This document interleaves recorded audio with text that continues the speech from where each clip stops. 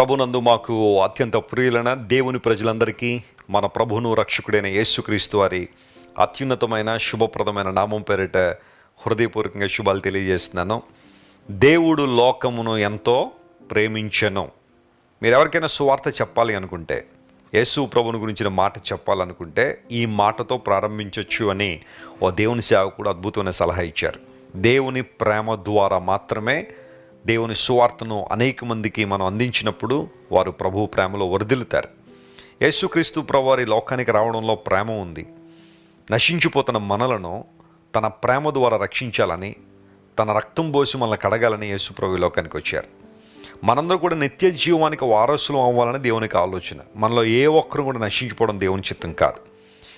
లేఖనాలు దేవుడు ఎందుకు ఇచ్చారు అంటే, లేఖనముల ద్వారా మన జీవితాలు సరిచేసుకుని ఆత్మరక్షణ ప్రాముఖ్యతను గుర్తించి రక్షణను గురించిన అనుభవ జ్ఞానంలోకి రావాలని దేవుడు పరిశుద్ధతను మనకి ఇచ్చారు. వాక్యం చదవడం ద్వారా, వాక్యాన్ని అనుసరించడం ద్వారా విశేషమైన దీవెనలు, ఆశీర్వాదాలు మన జీవితంలో మనం పొందుకుంటాం. ఈరోజు వాగ్దానం కోసం మీరు అందరూ ఆసక్తితో కనిపెడుతున్నారు కదా. గ్రంథం తెరుద్దాం. అపోస్తలుడైన పౌలు కొరింథీయులకు రాసిన 2వ పత్రిక 2వ అధ్యాయం 14వ వచనాన్ని ఈరోజు వాగ్దాన సందేశంగా మనం చదువుకుందాం. 2 Corinthians chapter 2 and verse 14. మా ద్వారా ప్రతి స్థలమందును క్రీస్తును గురించిన జ్ఞానము యొక్క సువాసనను కనుపరచుచు ఆయన యందు మమ్మును ఎల్లప్పుడూ విజయోత్సవముతో ఊరేగించుచున్న దేవునికి స్తోత్రము. ఎంత చక్కని వాగ్దానం ఇది. దేవుడు మనందరినీ కూడా విజయోత్సవంతో ఊరేగిస్తున్నాడు. ట్రయంఫ్ అనే మాటను ఇంగ్లీష్లో మనం చూస్తున్నాం. విజయం అనే మాటకు ఇంగ్లీష్లో రాయబడిన పదం అది. చూడండి, ఎవరైనా ఒక దేశాన్ని ప్రాతినిధ్యం వహిస్తున్న క్రీడాకారులు ఒక మెడల్ సాధిస్తే లేదా ఒక కప్ సాధిస్తే, వారు ఆ స్వదేశానికి వచ్చిన తర్వాత విజయోత్సవాన్ని ఏర్పాటు చేస్తారు. విజయోత్సవ ర్యాలీ అంటారు దాన్ని. రీసెంట్గా మన భారతదేశ క్రికెట్ టీము ఒక కప్పు గెలిచినందుకు వారందరూ ఇండియా వచ్చిన తర్వాత ఏర్పాటు చేసిన విజయోత్సవ ర్యాలీలో కొన్ని లక్షల మంది పాల్గొన్నారు. వారందరికీ ఆహ్వానాన్ని పలకడానికి. ఎందుకు వారికి ఆహ్వానాన్ని పలికారు అంటే, వారు గెలిచారు కాబట్టి, వారు విజయాన్ని సాధించారు కాబట్టి. క్రీస్తు ప్రభు ద్వారా మనకు అన్నింటిలో విజయం ఉందని లేఖనాలు సెలవిచ్చాయి. పాపం మనిషిని ఓటమికి ఈడ్చుకుని పోయింది. పాపం మనిషిని అవమానానికి తీసుకుని పోయింది. పాపంలో బ్రతికే ఏ ఒక్కడు కూడా నిజంగా గెలిచినట్టు కాదు. వారు భౌతిక సంబంధ విషయాల్లో గెలిచినట్టుగా కనబడచ్చేమో కానీ వారి యొక్క అంతరంగంలో ఓడిపోయిన స్థితిలో ఉన్నారు, పడిపోయిన స్థితిలో ఉన్నారు. యేసు ప్రభు వారి సిలువలో మన కోసం మరణించి తన ప్రాణాన్ని మన కోసం అర్పించి ధారధారలుగా తన రక్తాన్ని మన కోసం కార్చి మనల్ని తన రక్తంలో కడిగి పవిత్రపరిచిన తర్వాత అన్నింటిలో మనకి విజయాన్ని ఇవ్వాలనేది దేవునికి ఆలోచన. ఓటమిలో నువ్వు ఉండాలని ప్రభు అనుకోవట్లేదు. ఓటమిలో నువ్వు బ్రతకడం దేవుని ఉద్దేశం కాదు. ఒకవేళ ఇంతవరకు నీ జీవితంలో నీవు చేసిన పాపం ద్వారా, నీవు చేసిన తప్పుడు పనుల ద్వారా, పొరపాట్ల ద్వారా ఓటమి పాలై కృంగిపోయావా, అధైర్యపడుతున్నావా, భయపడుతున్నావా, కలవరపడుతున్నావా, నువ్వు ఆ స్థితిలో ఉండిపోవడం దేవుని చిత్తం కాదు. నువ్వు లేవాలి. దేవుడు నీకు విజయాన్ని ఇస్తాడనే విషయాన్ని నువ్వు నమ్మాలి. యేసుక్రీస్తు ప్రభులో నీ విజయము ఎల్లప్పుడూ సురక్షితంగా ఉందని గుర్తించాలి. యేసు ప్రభు శిలువలో మరణించినప్పుడే నీ విజయం ప్రకటించబడింది. నువ్వు చేయాల్సిన పని ఏంటో తెలుసా? ఆ విజయాన్ని స్వీకరించి దేవుని కోసం బ్రతకడమే. పౌలు అంటున్నాడు, మా ద్వారా ప్రతి స్థలమందు యేసుక్రీస్తు ప్రభు అనే సువాసన వెదజల్లుబడిన నిమిత్తము. క్రీస్తు ప్రభుకి జ్ఞానము వెదజల్లబడాలి, వ్యాప్తి చెందించబడాలి. అది ఒక సువాసన, ఫ్రాగ్రెన్స్, సేవర్ అనే పదాలు అక్కడ ఉపయోగించబడ్డాయి. యేసుక్రీస్తు ప్రభు యొక్క జ్ఞానము సువాసన కలిగించే జ్ఞానం.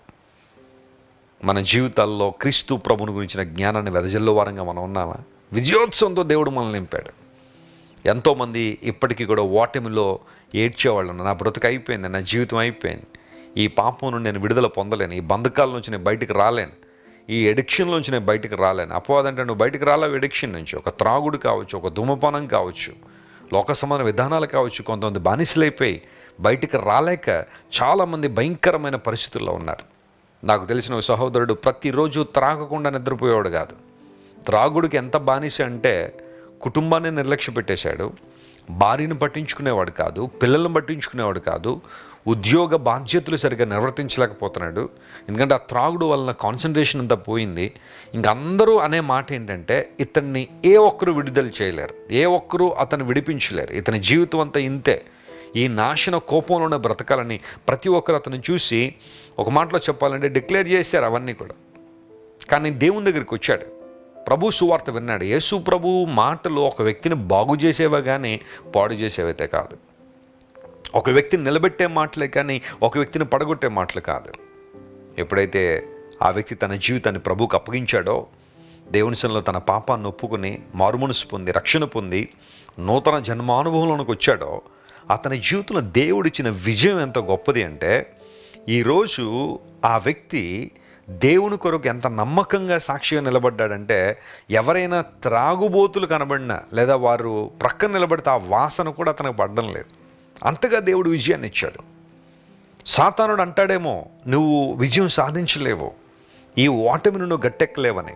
క్రీస్తు ప్రభువునందు విజయోత్సాహంతో దేవుడు నేను ఊరేగించాలని కోరుతున్నాడు ఆయన. ఎక్కడైతే నీ తల దించుకున్నావో, ఎక్కడైతే అవమాన భారంతో కృంగిపోతున్నావో, ఎక్కడైతే ఆత్మనూన్యత భావంతో ఏడుస్తున్నావో, అక్కడే నీ తల ఎత్తాలని, నీకు విజయాన్ని ఇవ్వాలని యేసు ప్రభువు ఆశిస్తున్నాడు. లేఖనాల్లో ఎన్నో సందర్భాలు మనం చూస్తున్నాం. గొలియాతు దేవుని ప్రజల ముందు నిలబడి 40 రోజులు సవాలు చేస్తే దేవుడు దావీదుని ఏర్పాటు చేసుకుని దేవుని ప్రజలకు విజయాన్ని ఇచ్చాడు. దావీదు గొలియాతు స్థాయిలో ఏమీ లేడు, గొలియాతు అంత ఎత్తు లేడు, అతనుకున్న ఆయుధాలు కూడా దావీదు దగ్గర లేవు. కానీ దావీదుకున్న ఒకే ఒక బలం దేవుడు. దేవుని బలంతో, దేవుని మీద విశ్వాసంతో, రోషంతో బయలుదేరాడు, గొలియాతును మట్టి కరిపించాడు. బహుశా గొలియాతు నీ జీవితంలో కూడా మరొక రూపంలో నిలబడి ఉన్నాడేమో. ఈ రోజుల్లో విజయం సాధించావు, దేవుడు నిన్ను పిలుస్తున్నాడు, ఆయన నిన్ను బలపరుస్తున్నాడు, తన శక్తితో తన అభిషేకంతో నింపి గొలియాతు మీద విజయం సాధించాలని దేవుడు కోరుతున్నాడు. విజయోత్సాహంతో నేను ఊరేగించే దేవుడు ఆయన. వస్తాం ఆయన దగ్గరికి. ఈరోజు వాగ్దానం క్లెయిమ్ చేసి ప్రభువును స్తుతించండి, ఆయన వైపు చూడండి. సకల దీవెనలు ఆశీర్వాదాలు దేవుడు మీకు దయచేయాలని మీకోసం నేను ప్రార్థన చేస్తాను. ప్రేమగల మా తండ్రి, మహిమల దేవా, నీ కొందనాలు. క్రీస్తు ప్రభు ద్వారా విజయోత్సవంతో మమ్మల్ని ఊరేగించే దేవుడు కనుక నీ కొందనాలు. ఈరోజు మా ప్రియులు ఎంతమంది అయితే ఓటమి అంచున ఉన్నారు, ఓటమిలో కృంగిపోతున్నారో, వారందరినీ మీరు ముట్టి లేవనెత్తి బలపరిచి ధైర్యపరచండి ప్రభువా. అసాధారణమైన అద్భుతాలు వారి జీవితంలో జరిగించండి, మహిమతో మీరు నింపండి. కృపగల దేవుడు కనుక నీకు స్తోత్రాలయ్యా. అనారోగ్యంతో వారికి స్వస్థ ఇవ్వండి, విడుదల లేని వారికి విడుదల ఇవ్వండి, ఆర్థికంగా చిరిగిపోయిన వారు లేవనెత్తండి. పిల్లలనేమి పెద్దలనేమి తన యందు భయభక్తులలో వారిని దేవుడు ఆశీర్వదిస్తాడని వాక్యం రాయబడింది. నీ ఆశీర్వాదం, నీ దీవెన ప్రతి ఒక్కరి మీద దిగి వచ్చినట్లుగా సహాయం చేయమని కోరుకుంటూ యేసుక్రీస్తు వారి శ్రేష్టమైన నామం పేరిట అడిగి వేడుకొనిచున్నాం తండ్రి. Amen, amen. God bless you dear friends. Have a wonderful and joyful day. Christ worship centre ఓ బలమైన సంఘ ఉద్యమం. కొన్ని సంవత్సరాల క్రితం కేవలం 2 ప్రారంభించబడిన పరిచర్య నేడు ప్రపంచవ్యాప్తంగా లక్షలాది మందిని ప్రభావితం చేయుచున్నది. రాజమండ్రి, సికింద్రాబాద్, బెంగళూరు, నెల్లూరు, దుబాయ్, బహ్రైన్, కరీంనగర్, విశాఖపట్నం, గద్వాల్, కొవ్వూరు, మలకపల్లి, శ్రీలంక, భూటాన్, అడ్డతీగల, పాలమూరు, ఒంగోలు, బళ్ళారి, కోరుకొండ, పోతవరం, నల్లజర్ల, వెంకటరామయ్యగూడెం, మచిలీపట్నం, ఇందిరానగర్లతో పాటు అనేక గ్రామాల్లో క్రైస్ట్ వర్షిప్ సెంటర్ ఆరాధనలు జరుగుచున్నవి. వాక్య సంబంధమైన ఉద్యమంలో, పరిశుద్ధాత్మ సంరక్షణలో కొనసాగాలనుకునే ప్రతి ఒక్కరికి మా ప్రేమపూర్వక ఆహ్వానాన్ని అందిస్తున్నాము. రండి, ఆత్మతో సత్యముతో ప్రభువైన యేసు క్రీస్తును ఆరాధిద్దాం. మీరు ఇంతవరకు విన్న దైవ సందేశం మరియు దేవుని సేవకులు చేసిన ప్రార్థన మీకు ఆశీర్వాదకరముగా ఉన్నదని విశ్వసించుచున్నాము. ఈ సందేశాన్ని మీ స్నేహితులకు, బంధువులకు షేర్ చేయండి. మీకు ఏదైనా ప్రార్థన అవసరత ఉన్నచో మా ఫోన్ నంబర్లకు కాల్ చేయండి. దేవుడు మిమ్మల్ని ప్రేరేపిస్తే విశ్వాసంతో సాగుచున్న ఈ పరిచర్యను ప్రోత్సహించండి. మరిన్ని వర్తమానాలు, పాటలు వినుటకు జాన్ వెస్లీ మినిస్ట్రీస్ అను మా యూట్యూబ్ ఛానల్ను సబ్స్క్రైబ్ చేసుకొనండి. ప్రభువైన యేసుక్రీస్తు కృప మీకు తోడైండును గాక.